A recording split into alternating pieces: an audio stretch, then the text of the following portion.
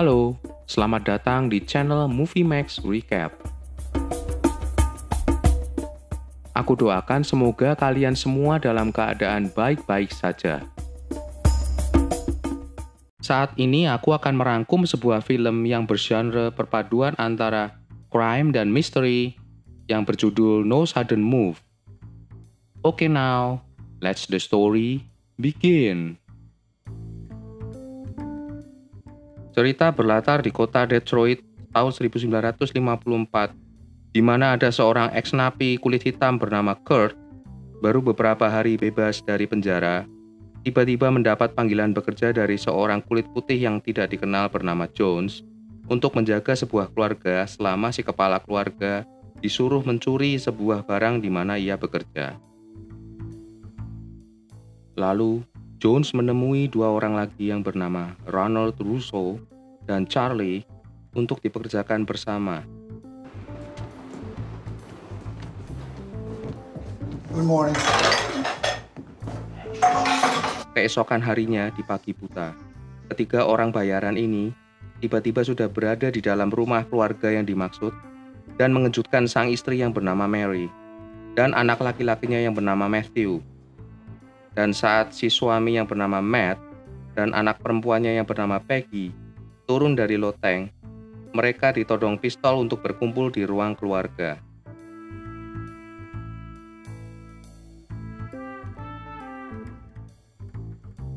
There is a document in a green safe in your boss's office.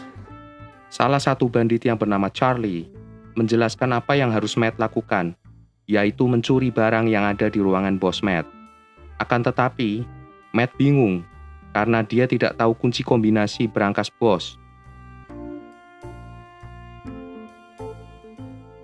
Lalu situasi jadi runyam karena Charlie membongkar rahasia Matt yang mengatakan dengan sedikit isyarat bahwa Matt yang mempunyai hubungan khusus dengan sekretaris bos, maka dia akan mudah memperoleh kunci kombinasi itu.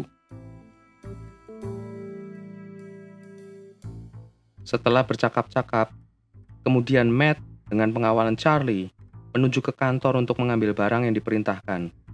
Sementara Ronald dan Kurt menjaga istri dan anak-anak di rumah.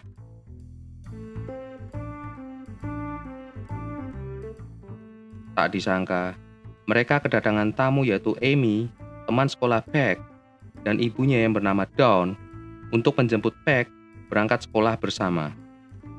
Tapi Dawn yang curiga dengan alasan Mary kembali mengetuk pintu untuk menanyai Mary yang tetap dijawab santai agar Dawn tidak usah bingung. Setibanya di kantor, Matt cuma diberi waktu 30 menit untuk mengambil barang di berangkas bosnya.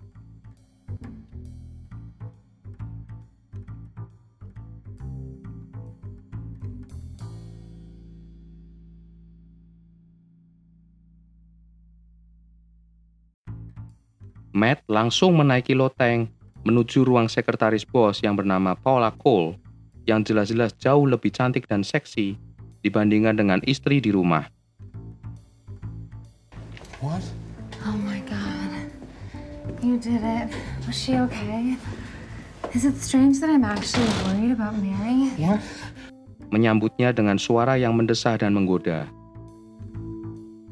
Setelah sedikit terjadi pergumulan dengan sang sekretaris, akhirnya Matt berhasil mendapatkan catatan kunci kombinasinya. Tapi, sialnya, ternyata barang yang dicari tidak ada di berangkas.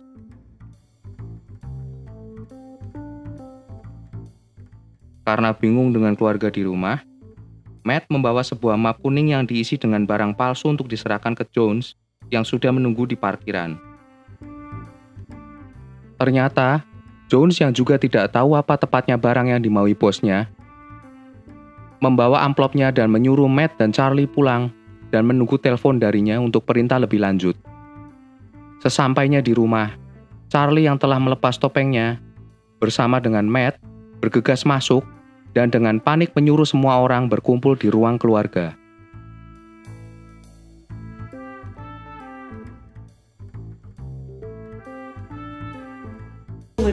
Ketika mendengar telepon berdering, makin paniklah Charlie yang segera memaksa semua orang menurutinya. Tapi, Matt membantah sehingga Charlie menodongnya, dan ketika hampir menembaknya, tiba-tiba Ronald menembak kepalanya dan bang! Yang akhirnya di tengah kekacauan, Mary lah yang mengangkat telepon, yang ternyata itu adalah Jones yang minta bicara dengan Charlie.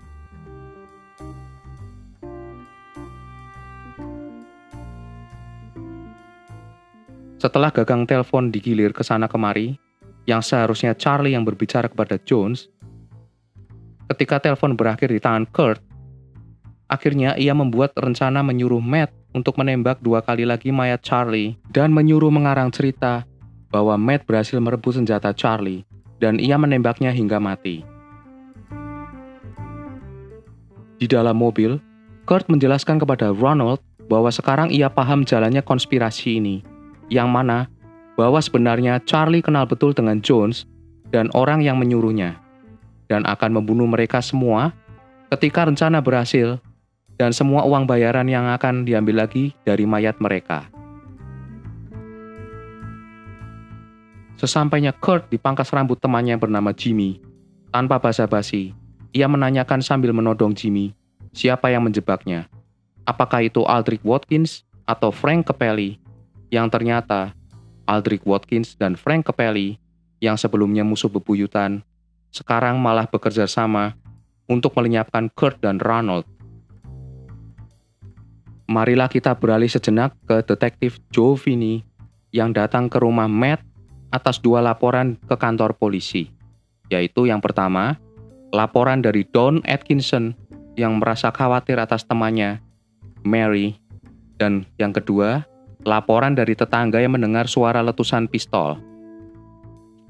Detektif Joe Finney menanyai semua orang rumah secara terpisah dan mendapatkan beberapa jawaban yang ia butuhkan. Sementara detektif Joe Finney menginterogasi orang-orang rumah, Kurt dan Ronald bermobil ke sebuah rumah mantan kekasih Kurt, yaitu Clarice, untuk mengambil sebuah koper milik Kurt yang ternyata setelah disobek alasnya, tersembunyi sebuah buku catatan milik Aldrich Watkins yang ia curi. Kemudian, Kurt, Ronald, dan Matt membuat janji dan bertemu di sebuah bengkel mobil untuk menuju ke rumah bos Matt yang bernama Mel Forbert untuk mengambil barang yang dikejar-kejar selama ini.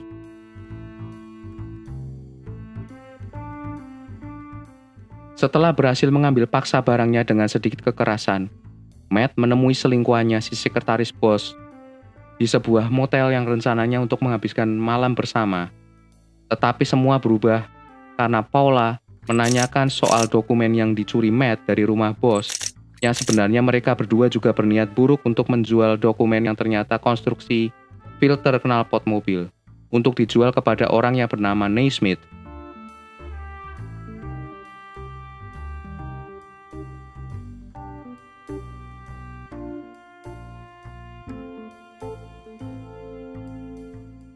Tapi, dokumen itu sekarang berada di tangan Kurt, yang sementara itu sedang berada di sebuah ruangan bersama Ronald, merencanakan sesuatu yang lebih besar, karena Kurt yakin bahwa ada uang yang lebih besar dibanding total nilai sayembara untuk menangkap mereka berdua, untuk diserahkan ke Frank Capelli atau Aldrich Watkins.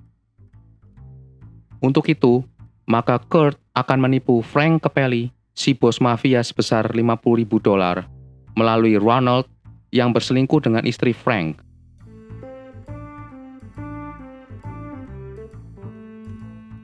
Supaya aman, Kurt kemudian mengatur siasat dengan menyobek kertas itu menjadi 2 bagian. Yang satu diberikan ke Ronald, dan yang satu dibawanya sendiri.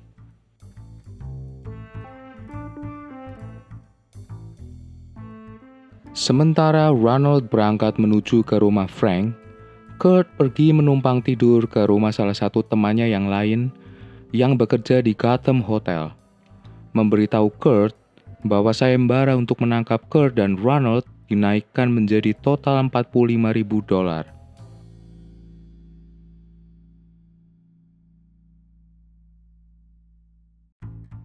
Dan supaya aman, Kurt menyewa beberapa anggota Purple Gang melalui temannya itu untuk mengawal mereka ketika berunding dengan Frank.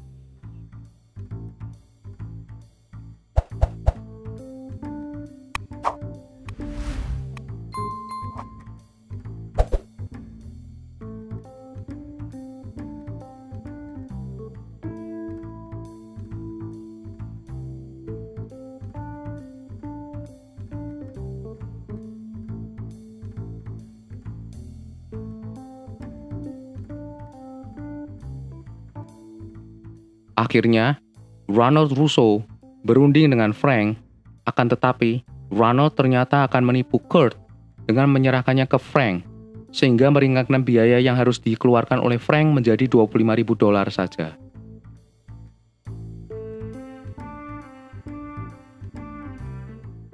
Perundingan selesai dengan kesepakatan akan bertemu di Cafe Roma jam 8.30 malam. Sementara Kurt membuat janji dengan Aldrich Watkins jam 12 siang di Gotham Hotel keesokannya untuk mengembalikan buku yang selama ini dicuri oleh Kurt.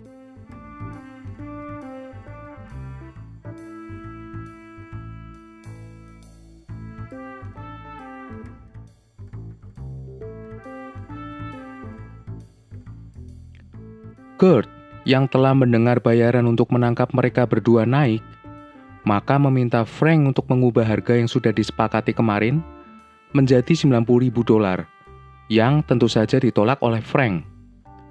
Bersama Jones, Frank justru mengancam balik Kurt dan Ronald untuk menyerahkan dokumennya. Pertemuan di kafe berjalan rusuh dan terjadi tembak-menembak. Namun, karena Kurt sudah membayar beberapa penjaga dari Purple Gang, akhirnya kekalahan berada di pihak Frank.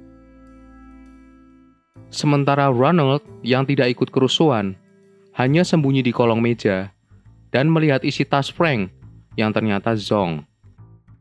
Dan karena Kurt yang marah karena hampir kena tembak Frank dan Ronald yang sudah berharap banyak dari isi tas Frank, meluapkan kejengkelan mereka begitu menangkap Frank di parkiran.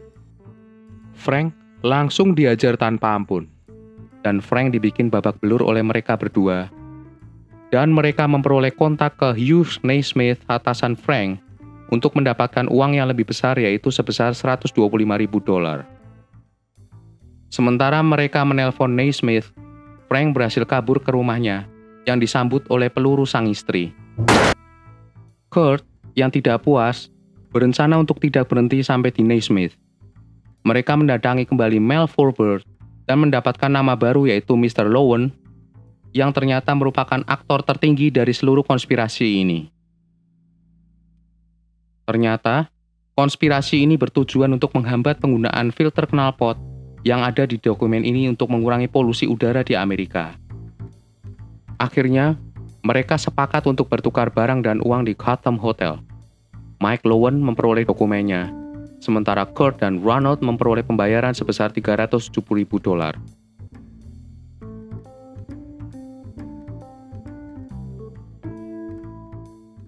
Tepat jam 12 siang, rombongan geng negro Aldrich Watkins datang.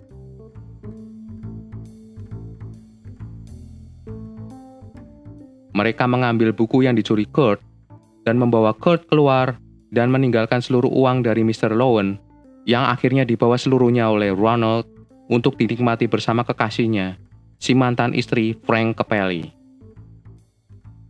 Di sebuah gang sempit, geng Aldrich dihadang oleh rombongan detektif Joe Finney yang ternyata masuk dalam seluruh konspirasi Mr. Lowen untuk menangkap Kurt.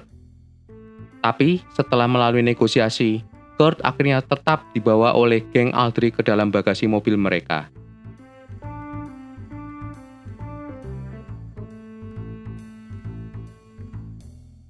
Kita beralih ke Ronald yang berhasil keluar dari hotel untuk pergi jauh bersama kekasihnya. Namun di parkiran, mereka diawasi oleh anggota Joe yang mencatat nomor plat mobil mereka. Di jalan, Ronald yang selalu paranoid merasa dibuntuti orang, akhirnya menyuruh kekasihnya membelokkan mobil ke jalur sepi yang menuju ke pinggir sungai. Akhirnya, karena sang kekasih yang ternyata juga bukan orang baik-baik, menembak Ronald dan membawa seluruh uangnya. Tetapi di tengah jalan, ia dihentikan oleh seorang polisi, anak buah Joe, yang hanya mengambil koper uang dan meninggalkan Vanessa yang kebingungan karena si polisi mengenali ia sebagai janda Capelli. Safe travels, Mrs. Capelli.